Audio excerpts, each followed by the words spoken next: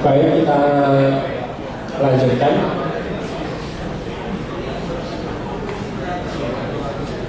Tadi kita sudah bicarakan tentang yang kita ada di kondisi pertama, yang ada di atas atau di bawah. Sekarang kita lanjutkan pada kondisi yang kedua.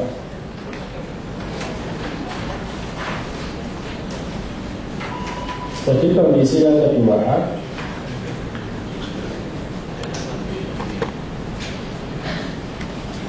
ini kondisi yang kedua,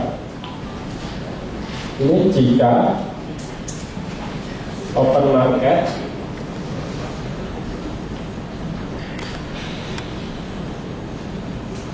berada dalam TO area.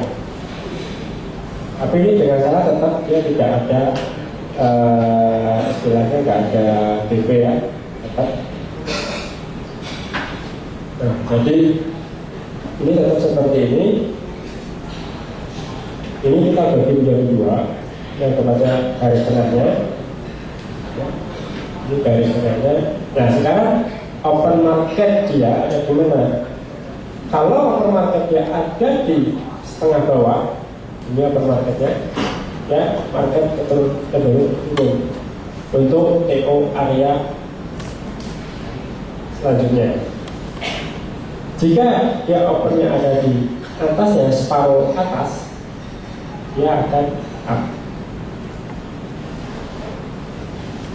Jadi kalau sudah masuk area, dia akan cenderung menjauhi. Tapi kalau sudah jauh, dia cenderung dekat. Prinsipnya itu, sehingga kalau kita lihat dari semua rangkaian TO itu seakan-akan dia selalu nyambung satu sama lain. Karena dia akan berusaha seperti itu terus.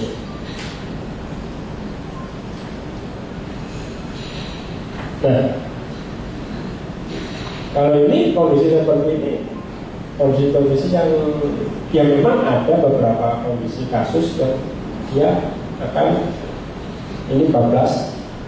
Jadi dari atas turun ke bawah. Kalau ada cuman persentasenya kecil.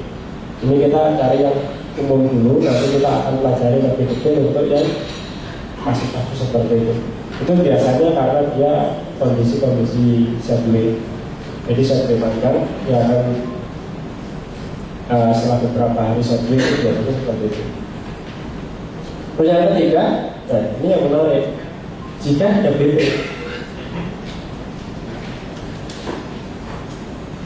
ini jika ada BP. Nah, sebelum saya lanjutin yang ada BP, jadi saya mau jelasin dulu BP-nya, biar nanti nggak bingung mas. BP-nya nggak ngerti, ini ada pengaruhnya. Nah, di sini BP seperti yang kita sampaikan tadi, itu dia mempunyai ciri khasnya sama Pak, saling nyambung satu sama yang lain. Sama, kalau kita tarik garis itu sama. Dia akan selalu nyambung terus. Di antara satu sama yang lain sama. Nah, BP itu yang perlu diingat. Itu nanti akan saya jelaskan kita di BP-nya. Ini yang hanya hubungannya sama TO ya. BP itu yang perlu kita perhatikan itu ada 3 bagian. Yang bagian yaitu BP-nya. Ini berarti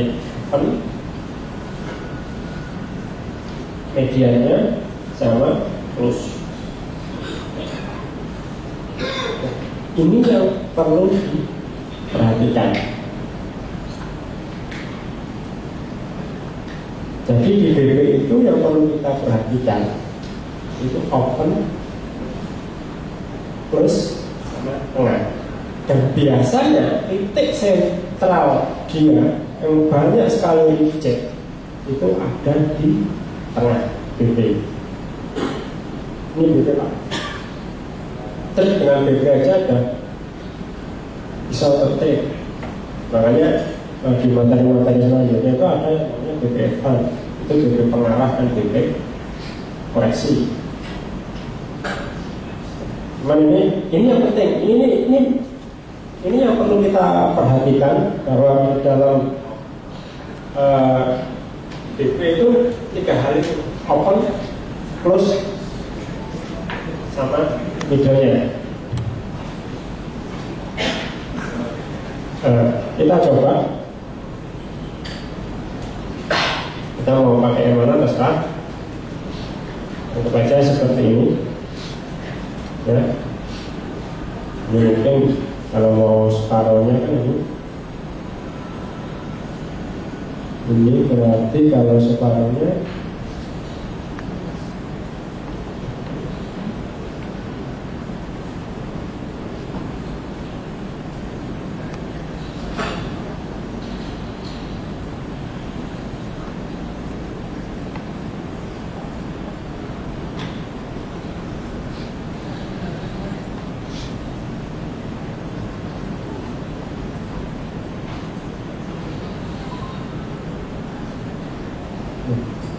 ini separuhnya dia, ini Pak ya, separuhnya saya kasih garis, pas ini kan separuh. Ya.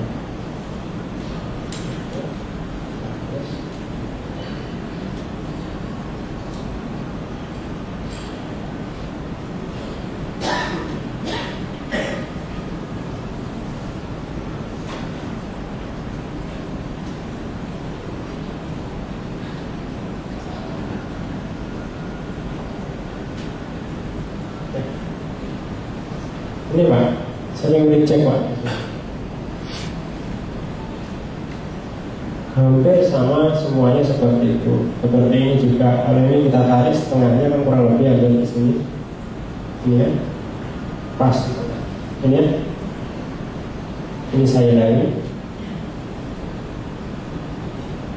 Ini di tengah. Kan ini kan kurang lebih di tengah. Ada dicek di situ. Hampir semua. Mau coba lagi yang ini boleh. Ini tengahnya kurang lebih di sini, nggak ujung lagi. Nah, ini batasan-batasan yang mungkin akan kita pakai. Ya. Memang nanti ada beberapa bagian yang saling nyambung antara BP satu dengan yang lain. Cuman kurang lebih seperti ini. Ini yang kita akan pakai untuk TO-nya.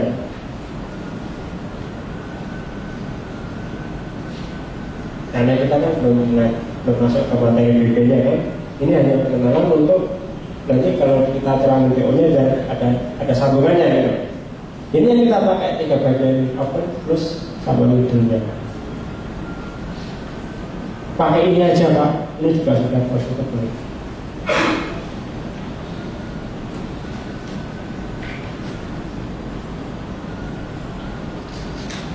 Mau pair apa aja sama, open plus sama ini.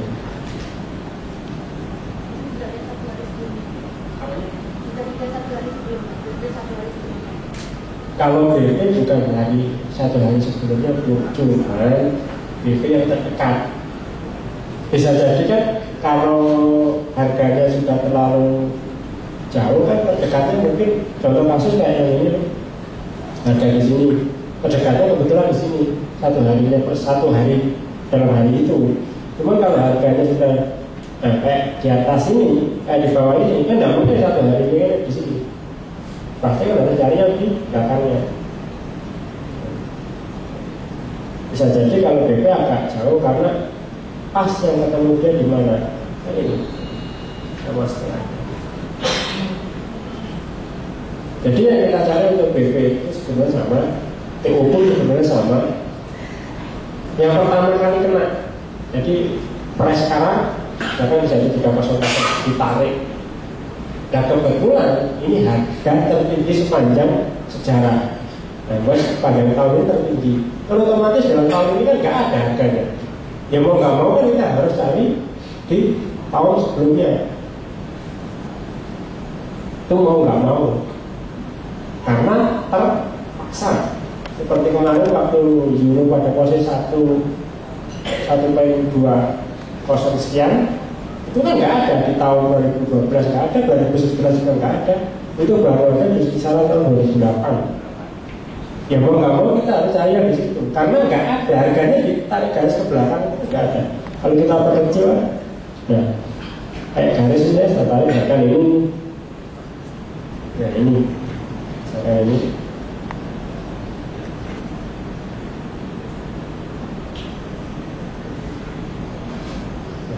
Ini kan ya ada, baru ada kan di kisaran, nah ini kan garis ini persis Pak. Ini tak gedein ya. Oke.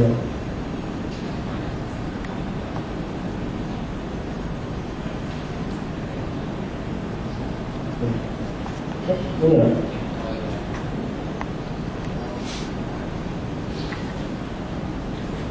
Nah, kan kita ngawur Pak.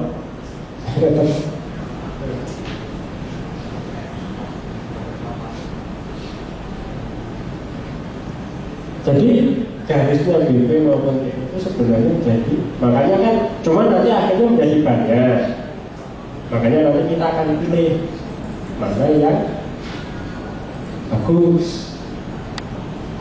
Bukan berarti semuanya nggak bisa dipakai, tapi kan kita harus cari yang biar nggak terlalu banyak garis.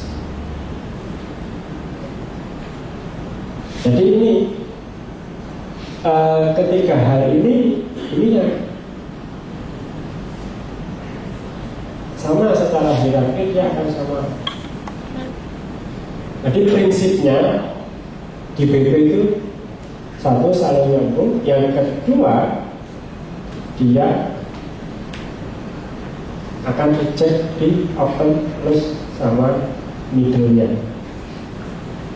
Itu yang penting, karena hampir semua harga seperti itu. Jadi kita open, istilahnya garisnya awal pun sama. Ini saya tarik belakang sama, yang ujung persis di sini. Ini persis ujung. Jadi penantian kita itu ada. Nah, kaitannya dengan DO seperti yang nomor 3 ini kita harus pahamnya. Nah, coba kalau kita mau tarik kayak itu kan kelihatan separuhnya juga ketiganya. Nah, ini Pak, ini kan kelihatan nih, ini nolnya, di sini ininya. Nah, jadi dia tidak bisa memasukin ini, hampir maksudnya dia udah gak kuat. Otomatis dia open market di sini pun dia tidak akan lari ke atas, tetapi dia akan justru lari ke bawah karena ngikutin BP-nya. Karena dia setengah aja udah nggak bisa tembus. Itu prinsipnya Pak. Kalau ada BP, ini yang dipakai.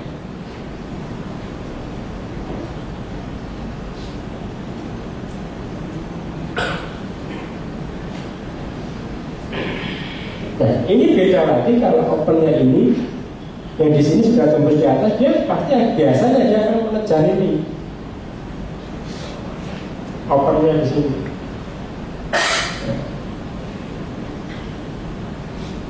Nah, ini kita naik, ini yang, nah, contoh kayak yang sebelahnya ini kita geser.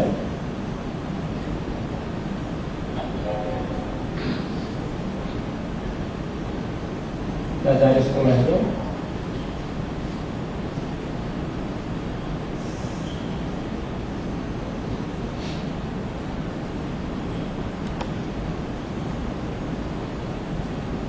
Nah, ini kita bisa lihat di sini. Kalau kita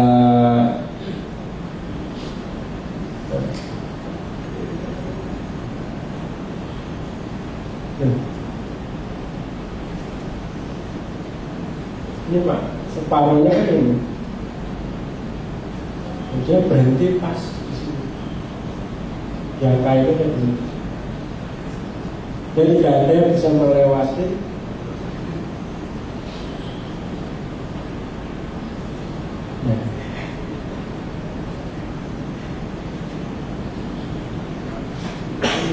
bodinya nggak ada yang banyak shadownya. Ini Pak yang kita maksud bahwa pengaruh TOA-nya jadi ini. Kalau ada BP ya akhirnya dia yang kita pertimbangkan BP ini.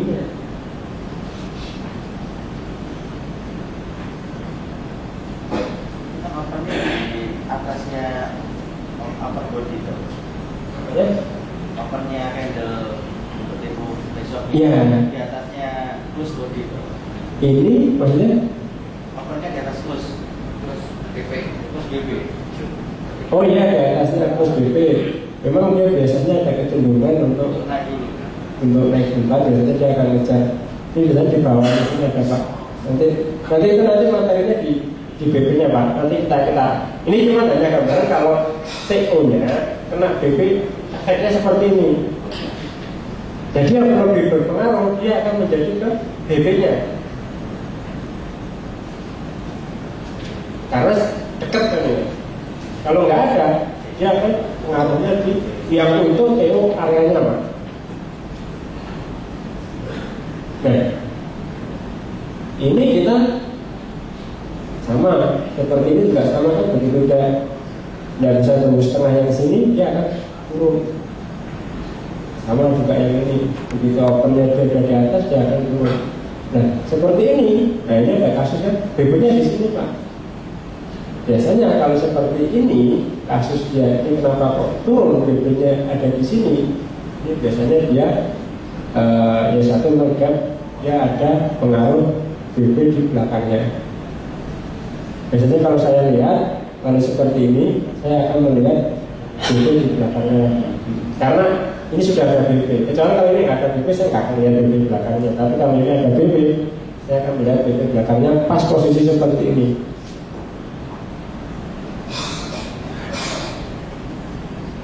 Ya.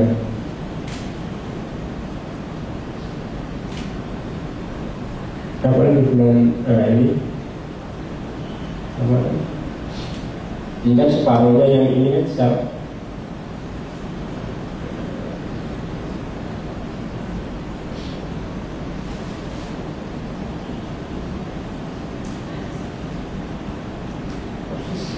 persis Pak di ujung. Makanya kalau kita sabar untuk bisa cari garisnya yang benar, kita sabar, insya Allah kita ukurnya kebanyakan ada di ujung tren.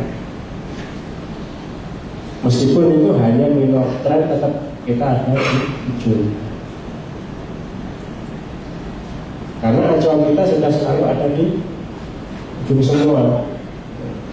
Tinggal nanti mungkin pemahaman kita sama latihan kita aja yang akan mempertajam itu. Nah jadi ini Pak, ini pengaruhnya kalau ada BP, ini jadinya yang kita pertimbangkan. Ini tadi garis ini ya, kita ambil dari setengah BP ya, yang pertama kena. Nah ini setengah BP-nya ini. Karena kalau ini setengahnya ada di atas, pas seperti ini. Biasanya saya ada dua garis ini sama ini. Ini.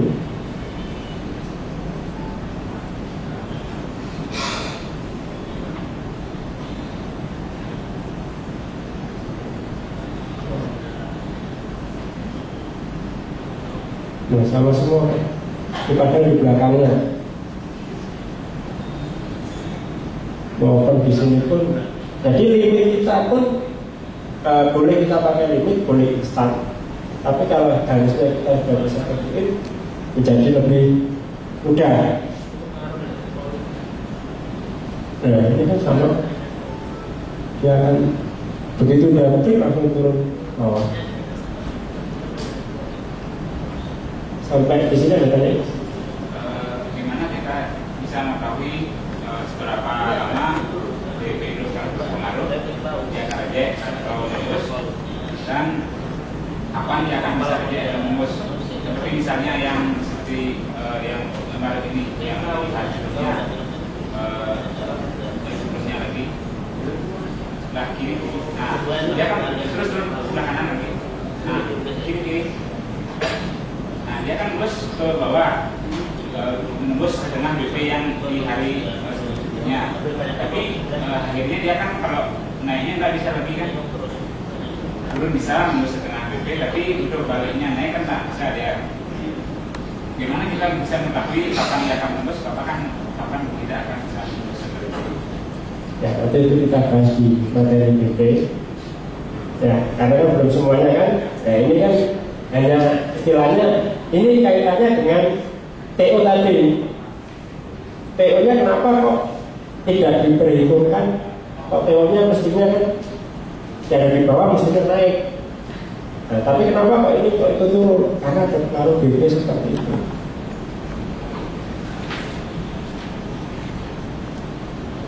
Ya. Jadi kalau misalnya ada BP tapi terlalu jauh karena bawah RT seperti ini, kita mempertimbangkan BP yang sebelumnya lagi, bukan BP yang hari sebelumnya yang jauh, karena itu kan ada beberapa titik yang dari itunya itu ada pertimbangan khusus, atau memang ketika ada jarak yang mungkin terlalu jauh dari BP itu kita mencari BP yang sebelumnya. Sebenarnya pada prinsipnya itu kalau di EU sama GIG itu lebih mudah ininya, karena dia rata-rata kalau sudah terlalu jauh begini dia akan kembali. Itu ciri khas dari EU sama GIG, itu sering dia untuk kembali. Cuma nanti detailnya ada di materi BP, sehingga maksud saya ini nanti memang ada toleransinya Pak. Jadi kapan dia bisa meneruskan, kapan dia harus berarah. Ya memang kita nggak bisa ngomong 100% dia akan balik arah, cuman paling tidak kan kita ada warning nih, kapan dia akan meneruskan, dia kapan akan balik arah. Ya. Sehingga nanti harapan kita itu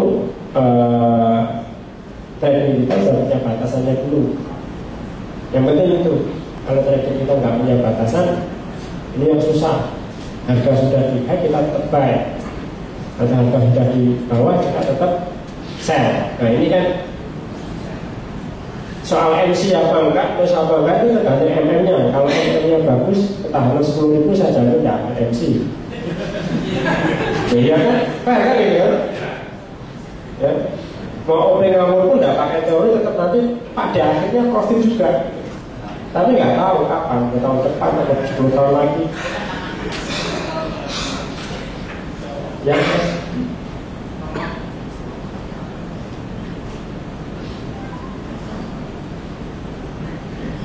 kalau di dalam TO ada BP seperti itu, ada batasan tertentunya harganya itu gimana? Maksudnya ada batasan harga tertentu. Jadi BP-nya apa fungsi sebagai batasan harga tertentu kalau dia ada di dalam TO yang seperti ini? Ya, tetap Pak. Jadi BP itu dimanapun dia berada, dia tetap mempunyai batasan seperti tadi.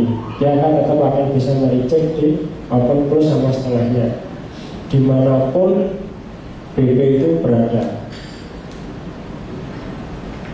Terus yang ditanya itu Mas, ya itu maksudnya apa itu, misalnya nanti di selanjutnya itu apa kan memotong juga misalnya gitu, itu bisa jadi pakai acuan juga gitu. Ya seperti ini tetap dia akan menjadi acuan.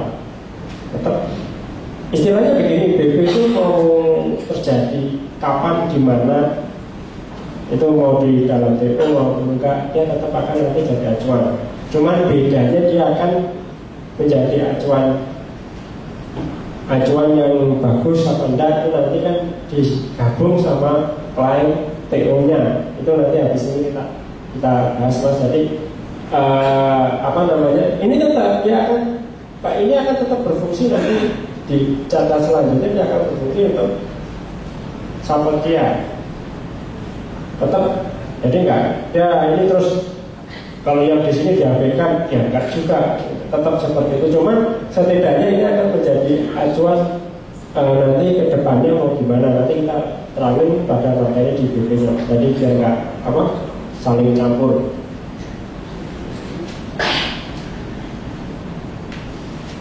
Ya, mungkin Itu di belakang.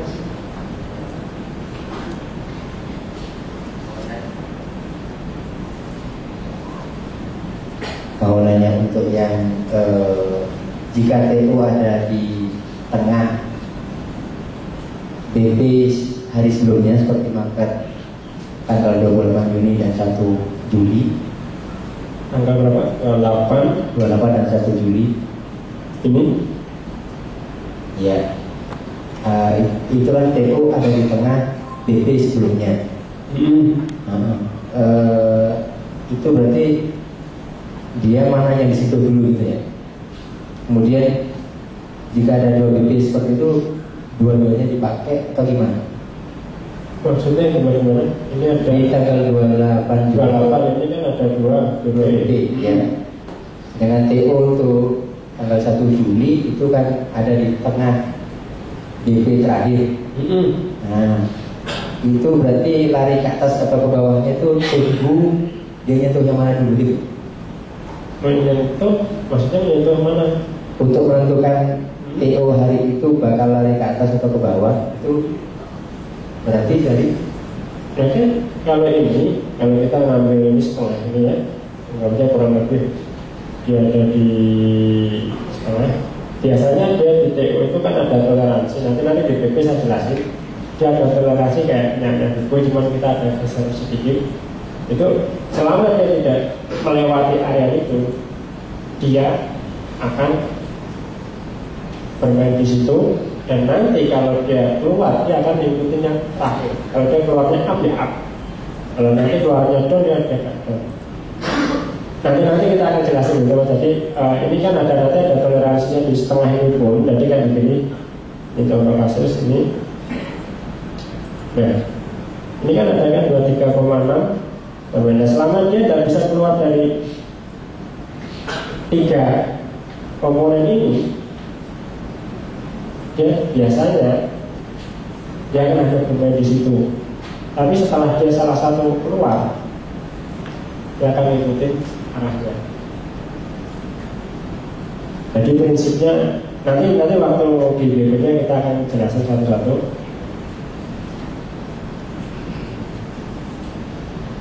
Jadi nanti kalau sudah semuanya, kalau kita sudah bikin line, bikin garis, baru nanti kita akan kelihatan jelas arahnya mau kemana. Oke, kita lanjutkan ya. Jadi biar materinya tuntas dulu semuanya, nanti baru kita diskusikan enak kalau sudah semuanya ya.